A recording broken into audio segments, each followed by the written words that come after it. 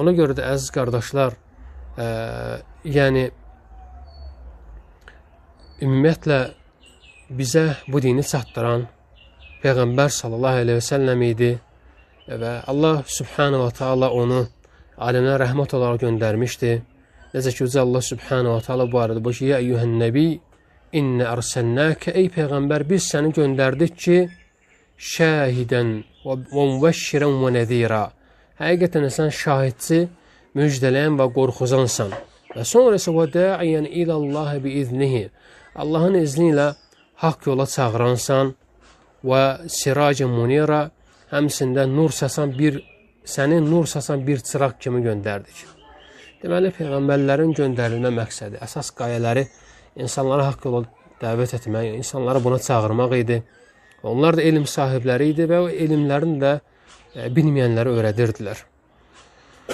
Ona görə də deməli, həqiqətən də insan həmçində sünnəni insanlara çatdırmalıdır. Peyğəmbər sallallahu əleyhi və səlləm sünnəsini, xüsusən də bidətlərin yayıldığı bir vaxtda insanlar yəni sünnəni müdafiəsində möhkəm olmalıdırlar. Xüsusən də bidət əhlinin çoxaldığı bir vaxtda. Ona görə hətta biz baxsaq, alimlər keçmiş zamanlarda o qədər bidətlər ortaya çıxırdı ki, artıq kitabların adını Əl-Kitab və Sünnə qoymağa başladılar. Kitab və Sünnə və yaxud da hər kitab yazanda o kitabın içərisində müəyyən bir bab açırdılar və deyirdilər ki, o babın adını qoyurdular əvvəlki kişilərin mənhəci, yəni ən xeyirli insanların mənhəci və həmçində başqa bablar açıb adını qoyurdu ki, sələf-i salih.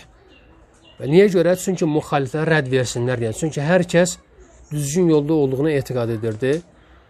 Artıq yəni bidətlər çoxalandan sonra sələflər başladılar bir-bir kişiləri soruşmağa ki, elmi kimdən almısan?